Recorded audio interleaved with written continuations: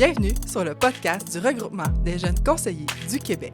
Le podcast où les histoires inspirantes propulsent les conseillers indépendants de demain. Mon nom est Jade Quentin, votre animatrice pour le podcast des conseillers de l'avenir, propulsé par UV Assurance. Hey, salut les gars! Je suis super contente de vous recevoir aujourd'hui sur notre deuxième épisode. Aujourd'hui, on a un épisode avec un invité extraordinaire que je suis vraiment contente de recevoir. Merci, j'ai hâte fait. Mais avant de présenter notre invité extraordinaire, je voulais présenter mon co-animateur, Alexandre. Oui. Je suis contente de t'avoir aujourd'hui avec moi. Je suis très content aussi, merci. Ben écoute, ça me fait vraiment plaisir d'être là avec toi. Ben justement, puis ça me permet en même temps d'inviter, en fait pas d'inviter, mais de présenter notre invité pour le podcast que plusieurs connaissent déjà, qui est notre ancien président, alors Gabriel Sanson, un conseiller passionné qui a la relève vraiment à cœur, on le sait déjà. Ça fait plus de 10 ans que Gabriel travaille dans le domaine, puis qui aide ses clients à trouver l'équilibre entre la cigale et la fourmi. Exact. C'est ce qui se plaît à dire, hein, c'est ça? Et donc, Gab a été membre du RJCQ pendant 10 ans également. Puis, c'est avec sérénité que l'an dernier a remis finalement sa position à ma collègue tout juste à côté. À moi, à oui. Jade. Et donc, c'est ça. Cette expérience lui a permis avec le RJCQ de devenir maintenant administrateur de l'Académie Saint-Louis. La fondation de l'Académie Saint-Louis, exact. Super, super. Alors, écoute, Gab, je te laisse te présenter. Yes. Ça me fait plaisir que tu sois là. Ben, merci beaucoup de l'invitation. Pour vrai, je suis tellement fier d'être ici, de voir où est-ce que le RJCQ est rendu. Honnêtement, ça me donne raison de dire que j'ai bien fait de quitter. J'avais pas ces ambitions-là, puis de voir où est-ce que vous êtes en train d'amener ça. Pour vrai, je suis rempli de fierté, puis je trouve ça magnifique, ce que vous faites. Donc, félicitations.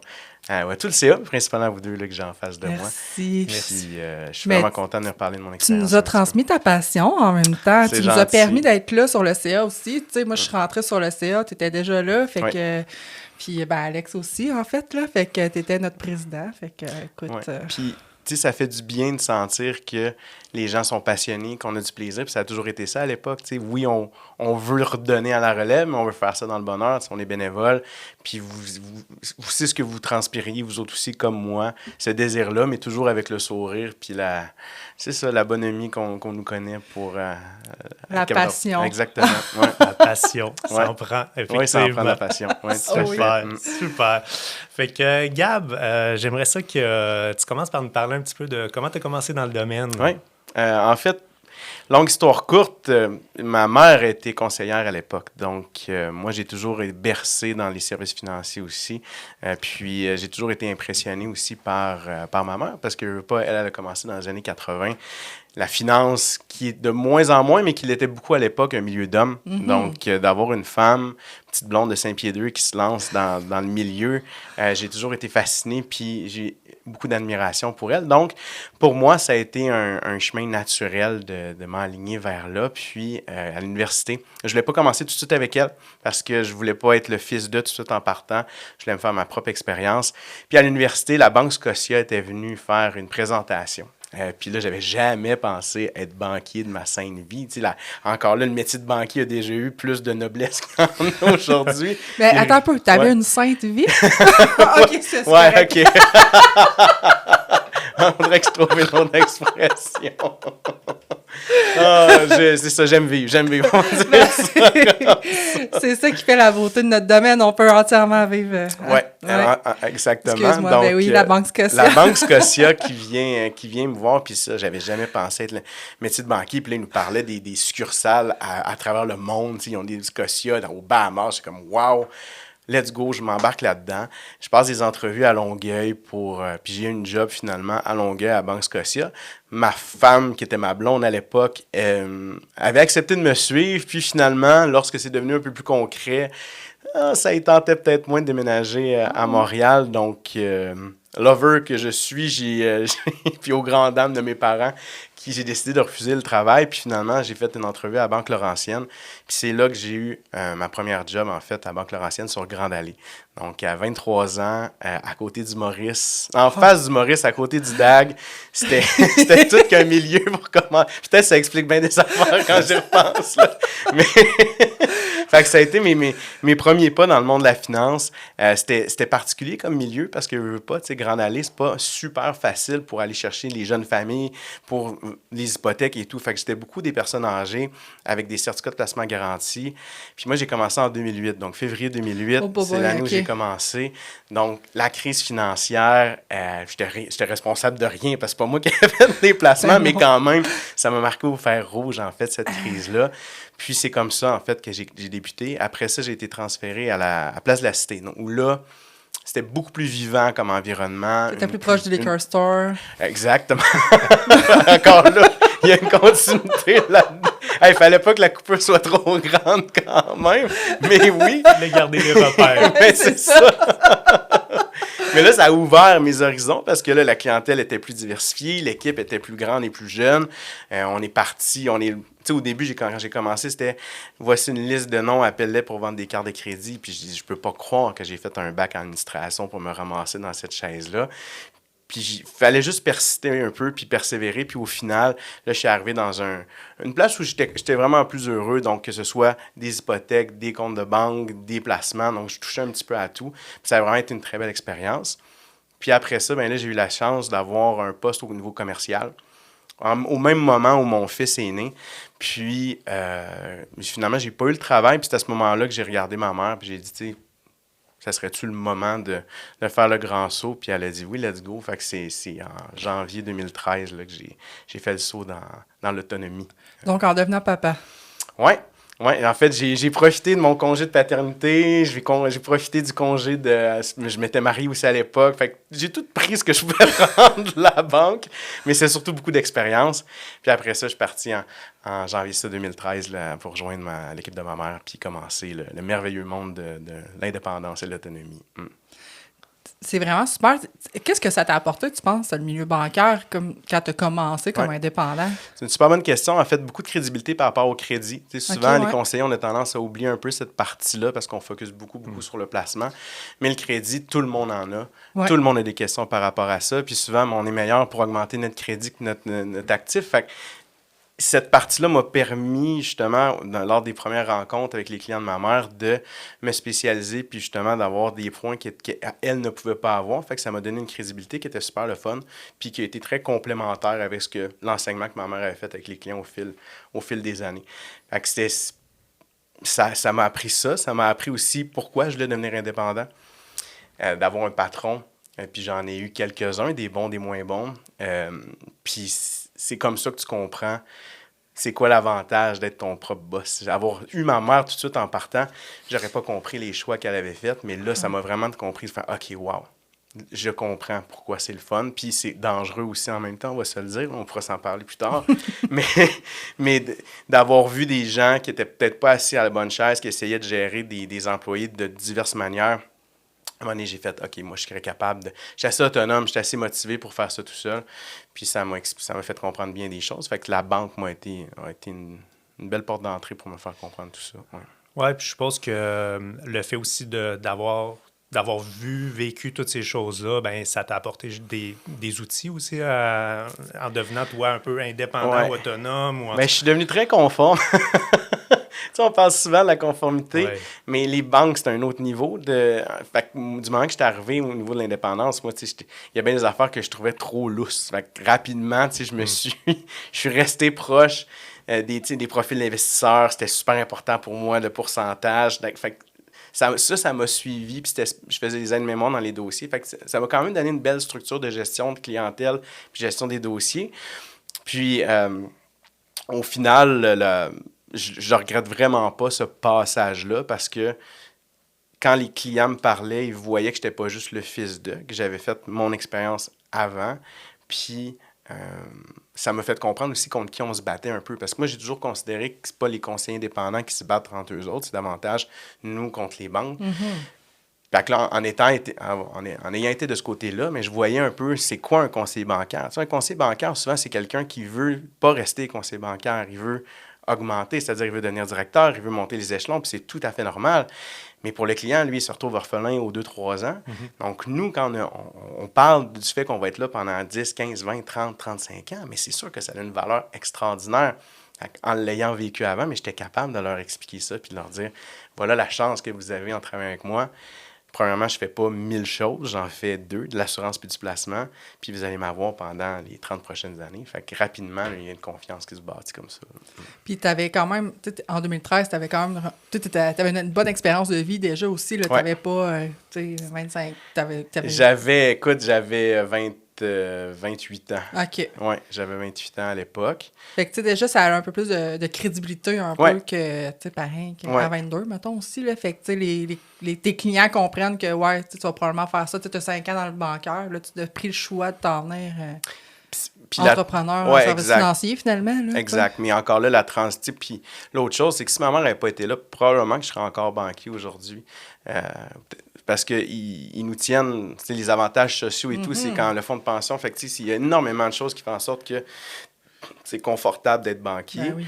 Puis de l'autre côté, de faire ce saut-là, une fois que tu as une maison, un enfant, là, tu dis, OK, mais je me ramasse plus de revenus. Fait que ma mère m'a donné un environnement qui était très confortable pour dire, regarde, je comprends la réalité dans laquelle tu vis, je vais te donner une base pour faire le saut. Fait que c'est un peu comme ça que ça s'est passé. Puis je regrette, je la remercie encore tous les jours. Ben oui, je comprends. Pourrais-tu nous parler un peu, justement, tu dois en avoir vécu des difficultés quand tu t'es parti, ou même, depuis le moment que, depuis 2013, là, ça a été quoi tes plus grandes difficultés comme conseiller indépendant? Ben, c'était le manque d'expérience au niveau des placements, parce que oui, j'en ai fait au niveau des banques, mais encore là, on se fait dire à la banque, nous, on veut pas être les moins bons, on veut pas être les meilleurs, on veut juste être dans le norme. Fait que j'arrivais pas avec c'est ça qu'ils disent. Ouais. Ils veulent pas sortir du lot, en fait. Là. C'était le message qu'on avait donné à l'époque. Je comprends plus de choses c'est maintenant. Ça. Ils veulent vraiment être toujours dans la moyenne puis jamais sortir du lot. Fait que c'est sûr que j'avais encore énormément de croûte à manger en partant. Puis, veux pas... Nous, on était avec c'était Mérissé, le courtier avec qui on était à l'époque, qui est pas beaucoup connu encore aujourd'hui par rapport à la masse. Quand j'allais rencontrer des prospects ou des amis ou des clients, mais c'est sûr que j'ai pas le logo de la banque en arrière de moi pour me dire « venez avec moi ».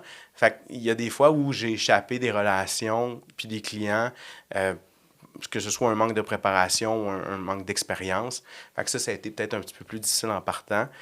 J'ai quand même eu la chance de tomber en 2013. J'ai dit que j'ai commencé en 2008 à la banque, mais 2013 à 2015, ça a été des années extraordinaires au niveau de la bourse. Fait que là, je mettais ça sur mon dos, je gardais l'argent que je pouvais faire. Mais c'était pas facile, de partir. Oui, j'avais la clientèle de ma mère, justement, où je faisais les rencontres, mais de partir toi puis d'aller chercher tes propres clients, que ce soit pas juste du love money puis des gens qui te connaissent, puis de sortir de ce cercle-là. Encore aujourd'hui, c'est un défi, j'ai beaucoup plus confiance en mes capacités maintenant qu'à l'époque, mais d'aller voir quelqu'un puis de demander de prendre en charge ses finances, c'est du stock. Là, tant que pour nous, pour eux, mais puis là, ils te demandent, mais quel genre d'expérience que tu as? Fait que ces premières étapes-là, ça a été difficile. Puis on dit souvent que les 5 premières années, c'est les plus toughs, puis c'est vrai. Au bout de 5 ans, on dirait que la roue finit par rouler justement tout seul, puis les références viennent, mais les premières 5 ans, c'est toujours... c'est des oui et des non. Tu reçois beaucoup de refus, puis ça fait partie de la business, mais puis c'est de tout apprendre aussi, hein, tu sais, juste si on parle d'assurance, là, tu sais, c'est tout qu'un monde, là, tu sais, faut que tu connaisses l'assurabilité à l'époque, de santé. En plus, c'était papier à l'époque, puis moi, pour ceux qui me connaissent, j'écris vraiment très, très mal. Mes amis disent que j'écris comme Stevie Wonder, là, ça vous donne une idée, là. Fait que les propos d'assurance, souvent, que ils m'étaient retournés, on comprend pas ce qui est écrit ici. Fait que moi, l'ère numérique me sauve énormément de temps. Mais oui, fait que... Puis j'ai eu la chance, avec AFL, à l'époque, c'était notre courtier, puis je prenais toutes les formations. Je disais oui à tout. AFL était là pour nous aider beaucoup. Lynn Lapointe, qui était notre directrice à l'époque du Vivant, arrêtait pas de me parler de maladies graves et d'invalidité. Puis elle savait là, que j'étais un cas qu'il fallait que tu gosses. si tu voulais que je vende de l'assurance, parce que moi, c'est le placement, c'est là-dedans que je suis confortable. Je suis capable d'en vendre de l'assurance, mais souvent, je retourne dans mes pantoufles. Fait que Lynn, elle a trouvé une technique de me stimuler, puis en me gossant, c'est pas compliqué. Là, elle m'écrivait à peu près à chaque semaine, puis tes rendez-vous d'assurance, comment ça va? Puis là, à un moment donné, tu te sens redevable, tu te dis, ben OK, là, je vais le faire. Puis elle était tout le temps là pour répondre à mes questions. Mais encore aujourd'hui, l'assurance, comme j'en fais moins, j'ai besoin d'être bien entouré pour m'aider parce qu'il y a tellement de particularités puis des détails qui peuvent avoir une grande incidence sur la suite. Fait que c'est sûr que j'ai encore tout à apprendre de ce côté-là. Au niveau du placement, je me gère quand même très, très bien, mais au début, les erreurs qu'on fait, on dit oui à tout. Là. On est tout le temps en rencontre avec des wholesalers, en déjeuner, dîner, souper, quasiment, ça allait plus. Au début, c'est le fun. Ils disent, hey, ils me payent à manger, c'est vraiment extraordinaire. Mais là, tu te rends compte, c'est du temps. Puis là, parce que quand tu fais ça, ben eux s'attendent à ce que tu rentres de la production, mais là, tu peux pas donner de la production à tout le monde. Fait qu'il faut que tu apprennes à dire non. Puis ça, ben, on parlait, avant le début du podcast, on parlait des cheminements, de l'évolution de nos personnalités. Mais c'est un peu ça, c'est un peu ça que j'ai réussi à faire au fil du temps, de juste d'être très honnête puis de dire, écoute, pour l'instant, je ne cherche pas un nouveau partenaire d'affaires, c'est super gentil, mais peut-être plus tard. Puis il apprécie ça, en fait, on ne fait pas de peine à personne, il apprécie ça. Non, pas du tout. Puis tu sais, je pense qu'il faut toucher à tout de toute façon pour apprendre nous comment qu'on est. Puis on disait, on est tous des entrepreneurs aussi, puis on a des spécialités, mais c'est un monde qui est tellement large. Fait qu'il faut en essayer, il faut faire des erreurs. C'est comme ça qu'on est capable de faire notre chemin. Exactement. Fait que peux-tu nous parler un petit peu aussi, là, je comprends que c'est l'entreprise, c'est le cabinet de ta mère, mais comment que tu as été amené à bâtir ta clientèle? C'est-tu vraiment à l'interne ou toi, Oui, ça c'est... Comme je disais tantôt, j'ai la chance d'avoir une mère qui voulait vraiment que je réussisse. On en entend plein là, des histoires de transition familiale. Souvent, c'est père-fils, que ce soit fille-père ou dans mon cas, mère-fils, c'est un peu plus rare. Ça arrive de plus en plus. Mais ma mère voulait vraiment que je réussisse. Fait que ce qu'on a fait, en fait, pendant 8 ans, parce que ça a pris 8 ans, on a travaillé ensemble jusqu'en 2020, mars 2020 pour être exact. Moi, j'étais un gars de timing. Hein. Je rentre dans le marché en 2008. Après ça, j'achète la clientèle de ma mère une semaine avant COVID. T'aimes ça te faire mal. Oui, exactement. C'est bon. Mais pendant tout ce temps-là, je rencontrais les clients avec on partageait le même bureau. Fait que toutes les rencontres clients, on les faisait ensemble. Puis au début, ma mère était en face du client, moi j'étais sur le côté, puis j'étais beaucoup en écoute, en apprentissage, puis j'amenais mon grain de sel, souvent au niveau du crédit, comme j'en parlais tantôt. Puis graduellement, c'est moi qui ai commencé à leader les rencontres. Une année, est arrivée, elle a dit, bon, mais là, on change de bureau. J'ai dit, ouais. Elle a dit, oui, c'est toi qui prends mon bureau, moi je prends ton bureau. Fait que là, c'était moi qui étais rendu en avant des clients. Fait que pendant 8 ans, là, les clients, là, ils ont appris à me connaître. Puis doucement, là, même sournoisement, le transfert s'est fait. Puis la journée où elle est partie, puis ça a été drastique. Là. J'ai acheté sa clientèle, elle était supposée continuer. Finalement, la COVID est arrivée. Elle a dit, moi, je peux pas faire ça. Les travailler à distance, je suis incapable.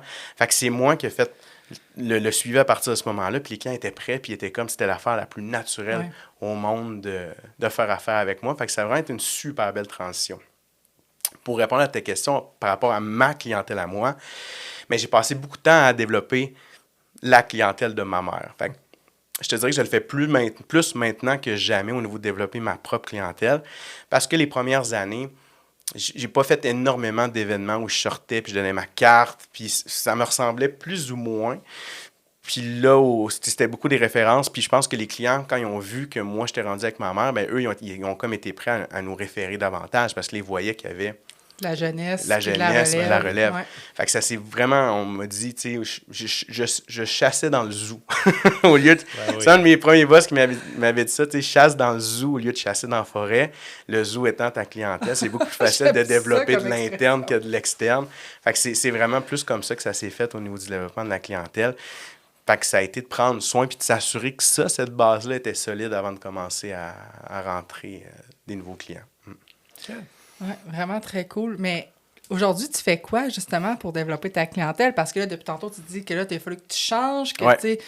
Parce que là, tu chassais dans le zoo, mais là, t'es-tu rendu que tu chasses dans la forêt ou c'est une super bonne question. Juste aux abords du zoo?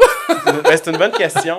En fait, une fois que c'est devenu à moi, cette clientèle-là, tu te rends compte que tu passes énormément de temps dans la gestion quotidienne des opérations. Oui, j'ai une adjointe qui m'aide beaucoup, mais c'était difficile de prendre un pas de recul puis de regarder l'ensemble de ma clientèle puis de dire, bon, ben où est-ce que je me vois dans 10, 15, 20, 25 ans. Puis c'est là où j'ai engagé une coach d'affaires, Sarah Gilbert, il y a 1 an et demi maintenant. Puis elle m'aide énormément justement à avoir ce recul-là puis être capable de bien développer. Parce que moi, j'ai dit, Sarah, ma clientèle, ben, c'est comme une voiture que j'ai présentement, mais je suis le pilote automatique. J'ai pas les mains sur le volant. Fait que oui, ça avance, mais c'est pas moi qui fais quelque chose. Là, je fais juste gérer du quotidien. Puis là, je suis tanné. Fait que là, on a mis des objectifs ensemble. On a trouvé c'était qui mon client idéal. Fait que maintenant, je suis capable de dire non à certains clients, ce que j'étais incapable de faire avant, en sachant très bien qu'ils ne fitent pas dans ma clientèle puis que je peux pas les aider non plus. Fait que ça m'aide beaucoup, beaucoup. Fait que maintenant, c'est cette direction-là que j'avais pas dans les dernières années qui m'aide à avoir un chemin un petit peu plus clair pour où est-ce que je m'en vais.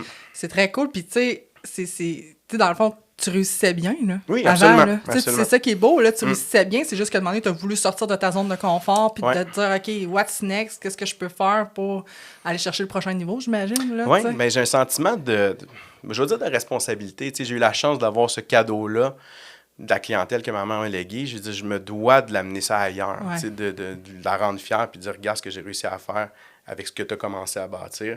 Fait que c'est beaucoup dans cette optique-là que j'ai contacté Sarah pour justement arriver où j'en suis. Puis c'était drôle. Au début, elle me dit, c'est quoi ton objectif dans 20 ans? On parlait d'un chiffre d'actifs sous gestion. Puis là, j'ai dit un chiffre, puis elle part à rire. Là, elle dit, Gab, c'est pas sérieux. Mais je dis, c'est comme un coach. C'était pas assez ou. Non, c'était pas assez. Okay. Je risque de l'avoir cette année, ce chiffre-là. Oh, wow! Puis, tu sais, c'est comme un coach au gym qui dit là, quel genre de poids tu veux, puis tu vas toujours prendre un petit peu plus bas pour que ça soit plus facile à atteindre. Fait que clairement, j'avais besoin de me faire pousser dans le cul pour être capable d'avoir cette vision-là un peu plus grande puis un peu plus à long terme. Fait que c'est un peu ça qui est en train de se passer.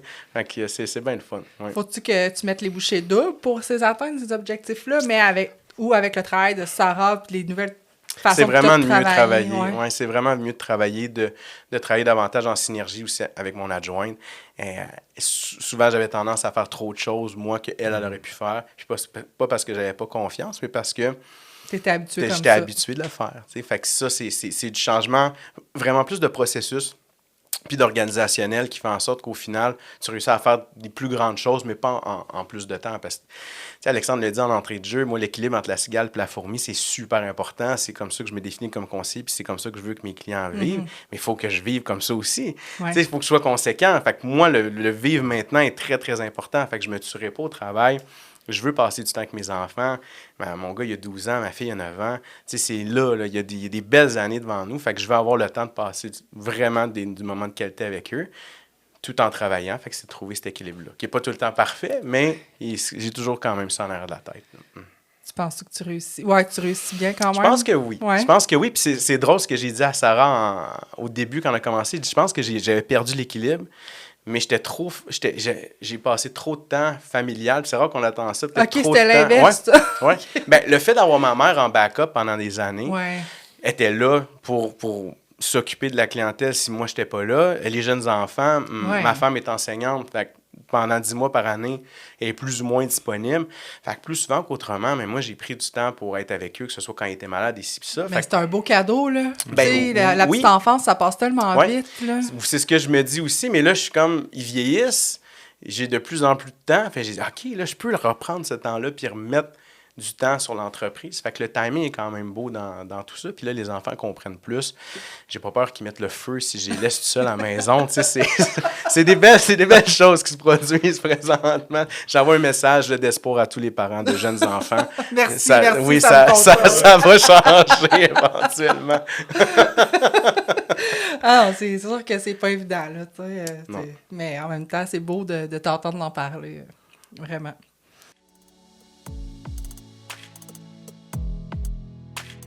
Bonjour, je m'appelle Mike Mainville, je suis conseiller en sécurité financière et conseiller en assurance et rente collective et depuis 3 ans, je suis directeur principal Québec, développement des affaires et marketing chez UV Assurance. Bonjour Mike. Bonjour Jade. Bienvenue sur une capsule. Aujourd'hui, on va parler... en fait, je voulais commencer par dire merci à UV Assurance d'être notre partenaire pour le podcast. C'est vraiment grâce à vous qu'on peut enregistrer ces épisodes-là avec des conseillers inspirants. Puis aussi, on enregistre des capsules de conformité. Fait que c'est vraiment pour les conseillers de l'avenir. Puis j'avais envie aujourd'hui que tu nous parles de... c'est qu'est-ce qui vous distingue, vous, UV Assurance, des autres assureurs? En fait, on est une mutuelle d'assurance, Jade, une des dernières encore au Canada. À l'époque, c'était un modèle qui était très, très, très présent. Il y a beaucoup de compagnies qui se sont démutualisées pour entrer en bourse. Nous, on ne l'a pas fait. On est encore une mutuelle d'assurance. Nous sommes la dernière mutuelle à charte du Québec, encore en existence au Québec. Et on célèbre cette année notre 135e anniversaire. Donc, ça fait quand même longtemps qu'on existe. Notre mutuelle, elle a vu le jour en 1889 sous le nom de l'Union Saint-Joseph. À l'époque, le logo, c'était Joseph qui tient Jésus dans ses bras. Donc, c'était une union chrétienne où les gens s'étaient rassemblés pour subvenir aux besoins d'une famille. Si, par exemple, le père perdait l'usage de ses bras, de ses jambes, donc un grave accident, ou s'il décédait, parce que tu te doutes bien qu'en 1889, lorsque le pourvoyeur de la famille perdait ses facultés de générer un revenu, ça pouvait pousser une famille de 15 enfants et la mère dans une pauvreté absolument abjecte. Je comprends. Et aujourd'hui, c'est encore les mêmes valeurs mutualistes qui nous animent 135 ans plus tard. Au fil des années, on a acheté beaucoup de portefeuilles et de compagnies d'assurance également. Et on va faire ensemble un petit tour d'horizon de ce qui s'est passé au cours des 135 dernières années. D'abord, en 1915, on a admis les femmes à titre de membres dans l'Union Saint-Joseph. Ça, c'est important de le mentionner parce que le droit de vote chez les femmes est arrivé beaucoup plus tard au fédéral et même au provincial. Donc, c'était assez novateur à l'époque d'admettre les femmes à titre de membres. En 1957, on a changé de nom et on a changé de forme d'administration. On est passé d'une société de secours mutuel à une compagnie d'assurance mutuelle. Et encore des gens qui nous appellent par ce nom-là. L'Union Vie, c'est apparu en 1957. En 71, notre premier 100 millions de dollars d'assurance en vigueur est arrivé. En 1994, on est entré dans le réseau courtage parce que tu le sais, beaucoup d'assureurs auparavant fonctionnaient sur le principe de bureaux régionaux avec des conseillers exclusifs, ont fermé ces bureaux régionaux pour se concentrer exclusivement sur le courtage. C'est ce qu'on a fait nous autres aussi en 1994. En 1996, il y a eu l'arrivée de l'assurance collective chez UV avec l'achat d'une compagnie d'assurance qui s'appelle l'International. En 2010, l'Union Vie est devenue UV Mutuelle. On a changé de nom. Et en 2019, on a pris notre nom actuel, UV Assurance. Donc, UV pour Union Vie, mais ce n'est plus le nom que nous utilisons aujourd'hui. On s'appelle véritablement UV Assurance pour soutenir notre expansion dans les autres provinces canadiennes aussi parce que UV Insurance, ça sonne en temps. Et puis, on a grossi par acquisition, je l'ai dit tantôt, au fil des années, à peu près une vingtaine de portefeuilles qu'on a achetés au courant des 30 dernières années. Et on a procédé tout récemment à l'acquisition d'un tout nouveau portefeuille d'assurance qui va faire doubler le nombre de mutualistes chez UV Assurance.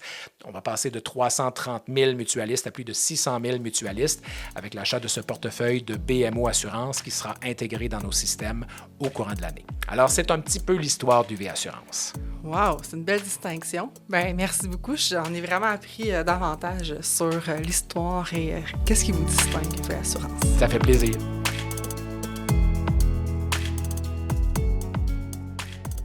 Moi, j'avais une petite question pour toi, parce que là, tu sais, tu as parlé de placement qui était ta force pas mal au début, un peu d'assurance. Tu sais, tu sens que tes clients ils viennent vers toi, surtout pourquoi? Tu sais, sans que ce soit nécessairement un département dans lequel tu œuvres, mais tu sais, ça peut être une qualité que tu as ou quoi que ce soit. Y a-t-il quelque chose qui te démarque, à ton avis, en tant que conseiller ou que personne? Je pense que c'est mon côté humain qui me différencie. Les gens je suis capable de connecter rapidement avec les clients, puis ils se sentent très, très à l'aise avec moi.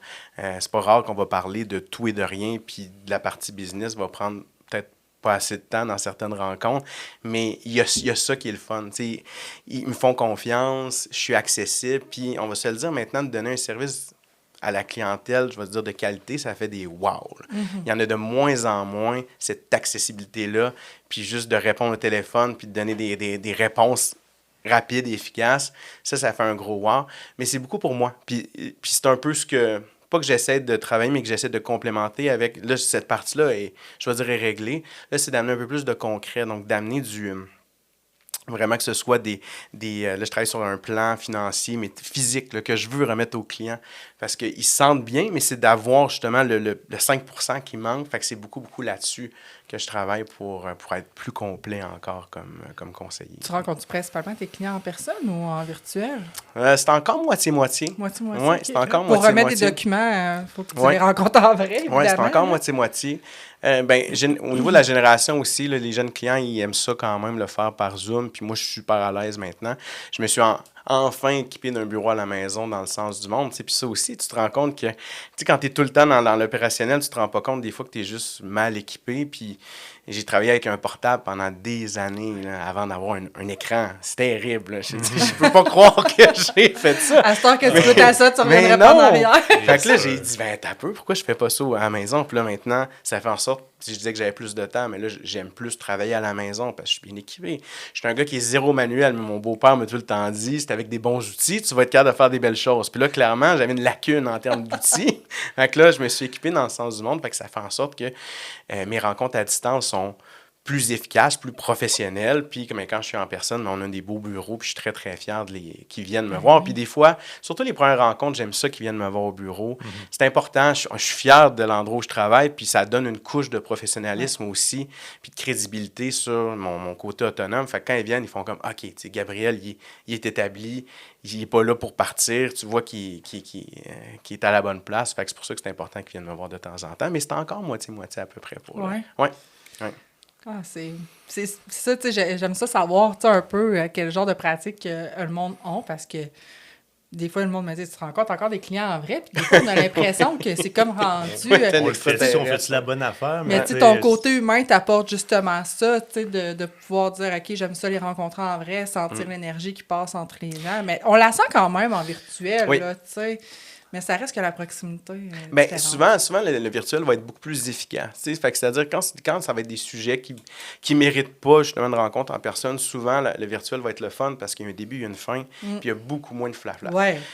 Quand tu gères ton horaire, des fois, ça te permet gestion plus efficace. Plus efficace. Mais des fois, on parle beaucoup des robots conseillers, de l'intelligence artificielle qui s'en vient, mais d'avoir ce côté humain-là, ça, ils ne seront pas capables de nous remplacer. Non, c'est ça. Puis les gens vont toujours avoir besoin de cette chaleur humaine-là, puis cette confiance-là de dire « OK, c'est Gabriel ». Puis c'est pour ça, en placement, j'essaie d'humaniser beaucoup, beaucoup les gestionnaires de portefeuille. C'est pas rare que je rentre dans l'historique personnel des gestionnaires puis d'expliquer, c'est pas juste une ligne. Là. Il y a des gens en arrière qui travaillent, puis sont comme ça, puis sont comme ça. Fait eux autres aussi, pour les clients, c'est comme « OK, bon, mais c'est pas tel fonds, c'est tel gars qui gère mon argent, puis c'est lui qui prend les décisions. » Fait que souvent, mais ça rassure tout le monde, surtout dans des périodes comme aujourd'hui. Oui, c'est ça, j'allais dire, comme présentement. Puis est-ce que tu penses que c'est ça que ça prend pour devenir un bon conseiller, être humain? C'est quelle qualité tu penses que ça prend là, pour être un bon conseiller indépendant? Je pense que oui. Je pense que c'est vraiment d'être humain. Puis, je me souviens, au secondaire, j'avais eu comment on appelle ça, un cours pour te savoir dans quel milieu tu vas aller, là, un orienteur. Oui. Puis là, elle me dit, t'aimes-tu les maths? Je dis non, pas tellement. Là, elle m'a dit, qu'est-ce que tu veux faire dans la vie, conseiller financier? Là, elle dit, ah, tu me niaises-tu? Tu sais, t'aimes pas les maths, puis tu veux aller conseiller financier? Je dis, ouais, mais j'aime les gens. Puis c'est ça, c'est en tellement fait. ça, oui. Je dis, le côté mathématique, oui, à un moment donné, ça prend... Puis, en fait, j'aime les finances, pas les maths. T'sais, moi, je trouve qu'il y a quand même une différence entre les deux. Je dis, ça prend un signe à la fin du chiffre. Puis là, je les aime, là, les chiffres. C'est exactement ça. Mais quelqu'un qui s'arrête pour dire j'aime beaucoup, beaucoup les maths, je veux devenir conseiller financier. Non, je pense pas. Tu peux devenir analyste. Il y a d'autres postes dans la finance qui vont vraiment plus toucher le côté mathématique. Si tu n'es pas capable de rentrer en contact avec tes clients, tu as bien beau être le gars le plus brillant au monde, c'est plate, mais tu vas avoir de la difficulté à monter une clientèle. Il faut que tu sois agréable comme personne, puis il faut que rapidement tu dégages une certaine confiance, puis que les gens soient comme, OK, il va pouvoir gérer mon argent, puis ça va bien faire. Fait que ce côté humain-là est vraiment important. Penses-tu que tu attires ce type de client-là aussi qui aime ce service-là? Parce Probablement. que, je pense que ça prend, il y a différentes personnalités qui peuvent devenir conseillers, comme des analytiques. Ouais, c'est sûr que moi puis les ingénieurs, c'est pas le meilleur fit. Là. Ça prend toujours un fit. On a le choix à la fin de la journée, fait que c'est bien important. Mais c'est ça, l'avantage de se connaître et de prendre l'expérience, c'est que tu le sais. Au début, tu dis oui à tout le monde. Tu le sais pas, en fait, qui a vraiment besoin de toi, puis toi, quel genre de client tu veux servir. C'était difficile les premières fois où tu dis, c'est quoi ton client idéal? Là, tout le monde me parlait, les avocats, les médecins, les dentistes, puis moi, je n'étais pas capable de cerner un client juste par son emploi. Ça me disait absolument rien. Fait qu'au final, on a développé de quoi avec Sarah qui fait, c'est pas en fonction de l'emploi, c'est en fonction vraiment de la connexion puis du sérieux. Si le client est sérieux puis c'est un investisseur, là, peu importe le revenu qu'il fait, il va finir par devenir un bon client. Alors que si même il a une bonne job, mais qu'au final, il dépense trop, Exact. c'est pas un bon client à avoir. Fait que c'est plus dans cette optique-là où je vais pour le développement d'un client. Je trouve ça super intéressant parce que, en plus, tu sais, si à la base c'est un fit avec ton client, je veux dire, le reste va tellement bien couler. Peu importe qu'est-ce qui va se passer, que ce soit des moments difficiles ou plus faciles, tu sais, c'est ça qu'on veut bâtir, des relations. Là, donc, Puis il y a le côté éducation aussi qui est important, tu sais, parce que souvent, je dis la confiance, c'est une base, mais je veux quand même vous donner une couche d'éducation sur pourquoi je fais telle et telle chose, parce que quand les marchés vont pas bien, la confiance peut s'effriter si tu n'as pas la base de connaissances en arrière. Fait qu'il y a quand même une partie de la job qui est beaucoup dans l'éducation puis d'expliquer jusqu'à un certain point. J'ai tout le temps, à un moment donné, si vous êtes tanné, vous pouvez me dire, là, OK, Gab, c'est beau. Là, je suis loadé, je sais ce que je veux savoir, là, le reste, là, ça ne m'intéresse pas. Puis il faut respecter ça aussi. Mais je pense que d'y aller avec une base de connaissances financières, puis il y a quand même une lacune au Québec. Là, on n'est pas la province, mettons, où est-ce que l'éducation financière est la plus grande. Donc, si nous, on a cette responsabilité-là comme conseiller de le faire, mais ça veut juste aider tout le monde. Puis j'ai commencé à faire des rencontres ici à mon école secondaire aussi, les journées carrière, parler un peu c'est quoi de la job. Puis les jeunes sont intéressés, ils veulent vraiment comprendre. Puis c'est assez intimidant. Là. J'ai rarement eu des rencontres plus intimidantes qu'une classe de secondaire 5. Là. Peu importe les gens que j'ai pu rencontrer dans les dernières années, mais des ados là, qui n'ont aucune émotion, là, c'est tough. C'est vraiment, vraiment tough. Oh mon Puis Dieu. c'était après. Là, ils viennent te voir, puis là, tu te rends compte, OK, ils m'ont vraiment écouté parce que des fois, tu te dis, mon Dieu Seigneur, qu'est-ce que je fais ici? La pire fois, c'était à COVID, là, c'était en ligne, là, je voulais mourir. Là. Tu parlais à mon écran, puis je parlais à mon écran, il y avait 30 faces qui me regardaient avec la main, la tête Sans dans la main, émotion. qui veulent juste arrêter. Puis... Mais au final, c'est une super belle expérience. Puis je me dis, si j'ai réussi à toucher 1 ou 2 personnes dans la classe, bien peut-être que ça valait la peine de faire ça. Tu parlais plus des finances en général ou vraiment comme du métier de conseiller? Des finances en général, puis finances, du métier. Vraiment OK. les deux. Tu sais, j'ai passé des vidéos, mettons, sur le mimétisme, là, de dire... je mettrais une vidéo de quelqu'un qui rentre dans l'ascenseur. C'était Templeton, à l'époque, qui avait fait ça. Quelqu'un qui rentre dans l'ascenseur, puis qui voit que tous les autres ils regardent vers le mur à l'autre côté. Puis il montre qu'après 30 secondes, automatiquement, on va finir par se retourner pour suivre la masse parce que c'est trop difficile de rester unique dans une masse qui est contre nous. Fait que j'ai des comportements d'investisseurs comme ça. Je leur disais aussi que c'était correct de vouloir faire de l'argent. Tu sais, c'est pas mal. Je leur montrais, si vous voulez être millionnaire, si vous placez tant, puis je leur disais à quel point le temps, c'était le secret du succès. Puis leur montrer 1 million, mais oui, ça prend de la discipline, mais ça prend pas des capitaux en fou pour arriver à ça. Fait que c'est ça, c'était juste pour leur montrer que tout ça pouvait arriver puis qu'il n'y avait rien d'impossible. Ah, très cool comme expérience. C'est Vraiment. clair que de parler à une gang d'ados, c'est pas comme, tu sais, faire une conférence devant des gens qui ont décidé eux-mêmes de se déplacer pour venir t'écouter. Tu sais, qui ont un peu d'empathie, puis quand ils voient que tu fais une joke, ils rient. Ou, tu sais, ils sourient, tu sais, quelque chose. Mais là, puis là, plus je la fais, ben plus la distance d'âge avec les élèves grandit. Puis là, c'est de plus en plus difficile de créer La barbe grisonne un peu. Ouais, exactement. Parce que moi, j'étais un ancien élève. Fait que, tu sais, souvent, j'arrivais, puis je parlais, moi, j'ai eu tel prof. Fait que les premières années, ça allait quand même bien faire le Ben contact. là, mais là, c'est plus. C'est ça. C'est C'est exactement ça. J'aurais une question pour toi, un petit peu dans l'ordre de ça. Là, tu as fait des jeunes à l'école, Ouais. mais tu as un jeune conseiller devant toi. Oui. Ça serait quoi ton meilleur conseil ou tes conseils ou où commencer? Tu sais, c'est très vaste, là, mais... Ouais. Puis c'est difficile, là, en fait. La raison, moi, au début, pourquoi j'étais rentré dans l'RJCQ, c'est parce que quand tu commences, tu te sens tout seul. Moi, j'étais un gars de gang, j'étais un gars d'équipe, ça me fait du bien d'être entouré de monde. Puis quand tu es très autonome, puis tu es tout seul sur ta chaise, tu penses que c'est juste toi que ces problèmes-là. C'est sûr que mon premier conseil, ce serait rentre dans l'RJCQ. Oui, très bon conseil. Parce que rapidement, tu te rends compte que tu es entouré de personnes qui vivent la même chose que toi.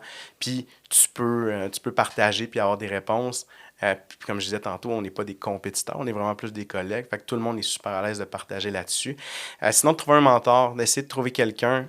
Moi, évidemment, j'ai la chance que ce soit un parent, mais de trouver quelqu'un avec de l'expérience qui peut enlever une certaine pression, que ce soit financière ou juste de conseils, puis d'avoir cette personne-là pour nous aider, parce que les premières années, c'est super difficile.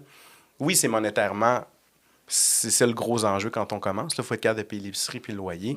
Mais si au moins on a quelqu'un à côté de nous qui peut nous donner ce coup de main-là, puis dire, regarde, pendant quelques années, je peux t'aider, puis éventuellement, tu vas être capable de voler tes propres ailes. Ça serait ça mon conseil, de trouver quelqu'un pour débuter. Parce que de partir from scratch aujourd'hui, avec toutes les modifications qu'il y a eu au niveau de la rémunération, c'est pas facile. T'sais, on s'est battu beaucoup pour la rémunération au niveau des fonds mutuels, pour qu'il y ait encore les fameux frais de rachat, le DSC, qu'il y ait une paye pour les conseillers qui commencent.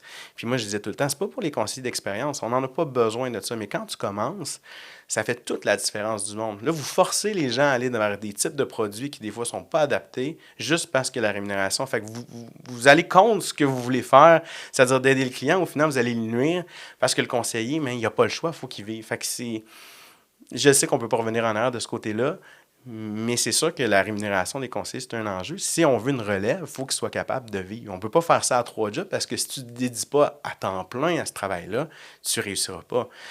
Ça prend vraiment là, un all-in, puis je me lance là-dedans parce que si tu continues à 3 jobs, ben c'est ça, tu vas être OK dans les 3 jobs. Ça va être plus long aussi. Ouais. C'est sûr que ça peut se faire, mais en même temps, ça va être vraiment plus long tes apprentissages. Ouais.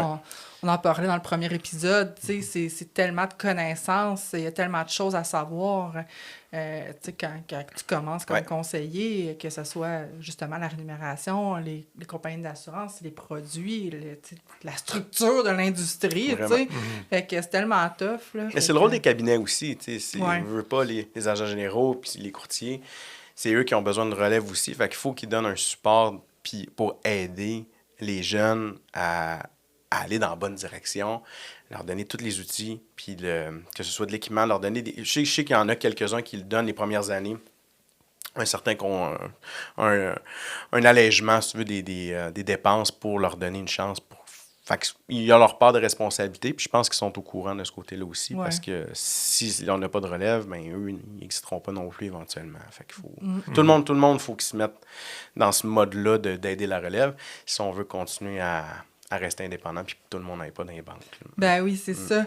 Puis mettons, sur la même continuité un peu de ce que Alexandre t'a posé comme question, ça aurait été quoi les skills que tu aurais aimé avoir? Tu sais, aujourd'hui, tu as de l'expérience, tu as de la confiance, mais tu sais, y aurait-tu quelque chose, là, des skills que tu aurais voulu développer avant? Le côté fiscal, comptable, là, c'est... Encore là, je disais, tout le monde avait du crédit, mais tout le monde fait des rapports d'impôts. Fait que d'avoir cette capacité-là à lire puis bien analyser les rapports d'impôts puis aider les clients comme ça. T'sais, plus le client va te poser des questions, plus il te fait confiance, moins il va aller voir ailleurs. Fait que, tu sais, il y a ça aussi. Fait que si j'avais eu, en fait, cette expertise-là au niveau de la comptabilité puis la fiscalité, d'après moi, j'aurais pu grandir plus vite. Parce mais en ayant un bac en admin, tu avais sûrement plusieurs notions quand même. J'en avais des notions, sauf qu'il y a quand même...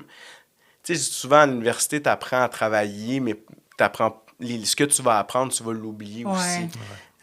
C'est pas la même chose, mettons que si je retournais sur les bancs d'école aujourd'hui où j'étais capable vraiment de voir puis de mettre en pratique les notions que j'apprends. Mais avant, puis moi, à l'université, c'était le début des portables. On jouait à Poker Star à côté. Fait que, tu sais, je te dis pas que j'ai pas un vrai bac. Tu sais, non, j'ai étudié puis j'ai appris. Mais la plus gros des connaissances que j'ai présentement, mais je les ai appris en travaillant, pas tant à l'université, en fait. Mais côté fiscal, là, c'est une manière, surtout avec la clientèle plus fortunée. Tout le monde aime ça, payer de l'impôt. Puis quand tu es capable d'avoir justement des stratégies pour les aider là-dedans, là, ils t'écoutent puis sont prêts à tout. Oui. Dirais-tu aussi que d'être allé te chercher une coach comme Sarah, ça t'a apporté à avoir justement un autre niveau? C'est quelque chose que tu recommanderais à un jeune conseiller? Oui, bien, c'est quand même une bonne dépense. Fait que c'est sûr que quand on commence, c'est peut-être plus difficile. Puis si je prends l'exemple de Sarah, elle se spécialise davantage vers les conseillers qui sont rendus à un certain stade de leur carrière. Peut-être qu'il y en a d'autres qui le font pour les jeunes qui débutent, mais c'est sûr que c'est un service qui peut être dispendieux quand on commence. Mais que ce soit juste de se faire un plan d'affaires puis de se mettre des objectifs. ça peut vraiment, vraiment aider parce que sinon, c'est pas long qu'on tombe sur justement le pilote automatique, puis on fait nos choses, puis on oublie justement d'avoir cette vision externe-là, de prendre du temps de... Tu sais, je sais que ma mère, à l'époque, elle faisait avec son associé, de faire une espèce de lac à l'épaule, de prendre quelques jours, couper de tout le reste, puis juste d'avoir une vision globale de l'entreprise et de la direction qu'on veut prendre.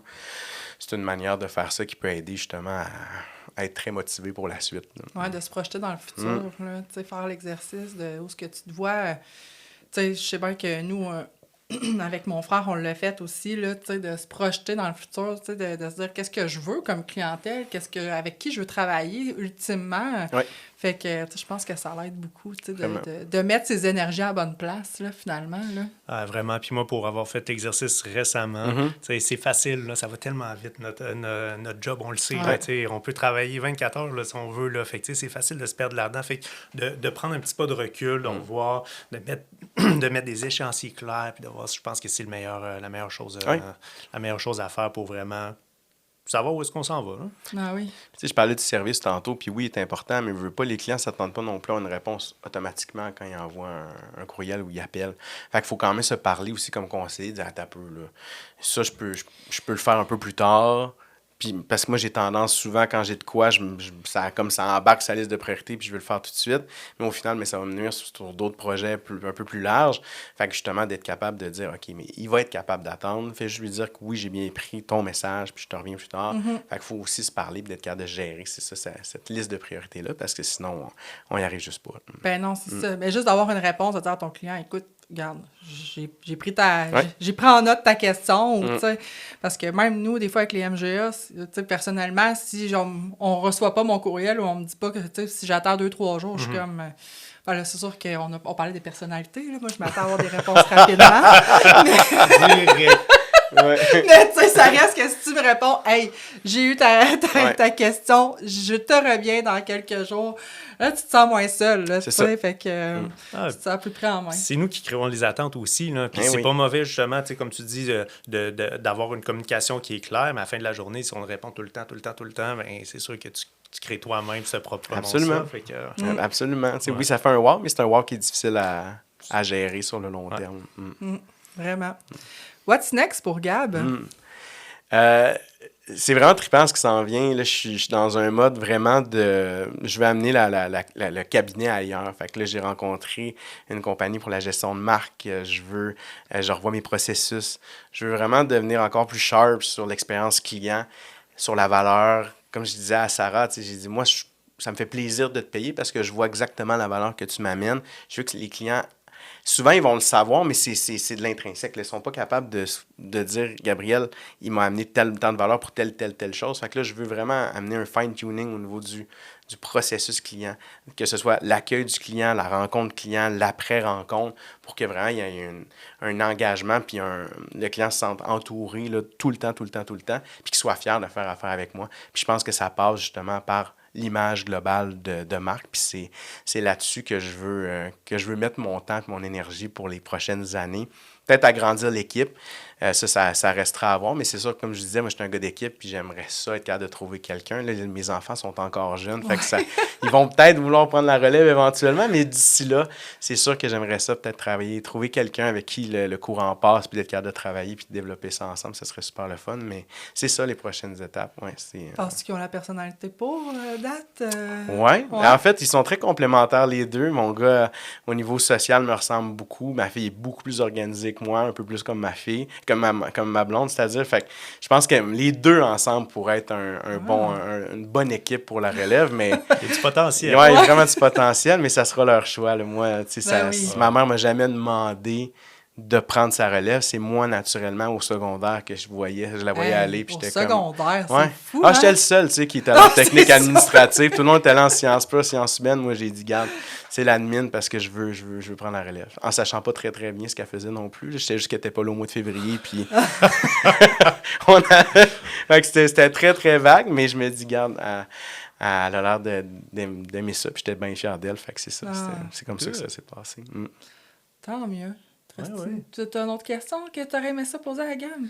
Moi, écoute, ça répond pas mal à mes questions. Je trouve ça super intéressant aussi, le volet coach, parce que je sais que toi aussi, tu es accompagné. Fait que, c'est vraiment une étape, puis c'est un investissement. Il faut vraiment le voir comme ça. Je dis souvent, on n'a pas de boss, puis puis des avantages, puis des inconvénients. Comme quand je fais la rencontre au secondaire, je leur dis, vous avez une corde, avec cette corde-là, vous pouvez vous pendre. Puis souvent, d'avoir quelqu'un à qui tu... C'est d'être imputable, c'est juste de dire, je me suis engagé envers cette personne-là que j'allais le faire, puis des fois, mais c'est encore plus dur de défaire cette parole-là que lorsque tu l'as fait juste à toi-même. Tu sais, souvent, tu vas te mentir à toi-même, mais quand tu es quelqu'un d'autre, puis là, j'ai rentré dans un groupe un peu plus large, justement, où on est plein d'entrepreneurs, puis on parle de nos objectifs. Fait que je me suis engagé aussi envers eux. Fait que, puis moi, je suis comme ça, c'est ça, je me commets. Fait que, rendu à une certaine étape, je pense que c'est un beau cadeau qu'on peut se faire comme conseiller de trouver une aide extérieure qui peut juste nous aider à nous développer. Ben, moi, je dis toujours que le meilleur investissement, même si on fait des investissements, tout le monde, là, mais tu sais, quand même, le meilleur investissement, c'est quand même en soi, tu sais, sur tes connaissances, tu sais, parce que moi, personnellement, ça m'a propulsé. Je ne serais pas la personne que je suis aujourd'hui sans avoir eu de coach, puis parce que, tu sais, c'est qu'à un moment donné, se challenger nous-mêmes, ça reste que, tu sais, des fois, ça fait partie de ta personnalité, mais tu sais, ça reste, c'est ça a ses limites, puis, tu sais, fait que de bien s'entourer, tu sais, comme tu le disais d'entrée de jeu, ça peut être juste un mentor, là, tu sais, quelqu'un que tu rencontres dans ton MGA ou quelqu'un que tu rencontres à travers le RJCQ ou peu importe, mais tu sais, de le demander à la personne, hey, ça te tenterait-tu qu'on aille prendre des cafés une fois de temps en temps, tu sais, j'aimerais ça que tu m'aides, que tu me challenges, tu sais, ça peut se faire gratuitement aussi. Oui, ben moi, dans mon cas, ça a été un représentant d'une compagnie de fonds. Je me souviens, tu sais, quand j'ai commencé, là, tout le monde vient te voir parce que t'es de la viande fraîche, tu sais, on n'est pas encore peinturé d'une couleur ou d'une autre. Puis je me souviens, lui, il était venu, puis il m'avait pas parlé de produits. Il m'avait pas parlé d'aucun produit. Il m'avait dit, quand tu reçois un client, tu prends en note qu'est-ce qu'il aime dans son café, s'il aime mieux le vin rouge, le vin blanc. Vraiment, là, sur le faire un wow avec le client. Puis sur le coup, j'étais comme, il m'a même pas parlé de ses produits. Puis c'est après coup que j'ai comme compris ce qu'il essayait de faire. On est encore amis aujourd'hui, puis c'est encore toujours une référence pour moi. Fait que on sait pas comment il arrive, ces mentors-là, dans une vie. À un moment donné, il y a une connexion, il y a quoi qui se passe. Puis tu fais, wow, je suis donc bien chanceux de l'avoir maintenant, puis qu'il puisse nous aider. Mais c'est ça, quand tu arrives et un client arrive, tu dis voilà votre café, il y a un lait déjà dedans, là, ça fait un wow, ça coûte rien, mais ça fait juste OK, wow, Gabriel il me connaît bien, puis c'est un service de plus. Très cool. Merci Gab d'avoir participé. Merci à vous autres, c'était vraiment le fun. À notre première émission avec un invité, on est vraiment content de t'avoir reçu. Tu es super inspirant, tu as un beau parcours, tu as une belle personnalité, on t'aime. Ah, je vous aime aussi. Vous êtes félicitations encore pour le podcast. C'est tellement une bonne idée. Je suis trop fier de vous autres. La RJCQ s'en va dans une direction que j'avais même pas imaginée. Puis c'est tout à votre honneur. On est bien excités. Puis merci à Jade pour la drive qu'elle nous donne. La petite rouge. Oui, Ceux qui étaient à l'événement du mois de mars, ils vont comprendre. Mais je voudrais terminer justement en remerciant notre partenaire, de podcast, qui est UV Assurance, un super partenaire. Grâce à eux, on est en studio, on peut inviter nos invités sur le sens du monde, puis d'avoir une image et un son de qualité. Fait que merci à UV. Puis je vous inviterai, si vous avez apprécié l'émission, le podcast, d'aller noter sur Spotify, sur Balado, partager, allez suivre notre page Facebook, notre page Instagram, adhérer au groupe si vous n'êtes pas déjà dedans, partagez, invitez les amis, faites connaître le podcast, ça va nous faire vraiment plaisir. Fait que merci encore. Merci Alex. Merci à vous deux.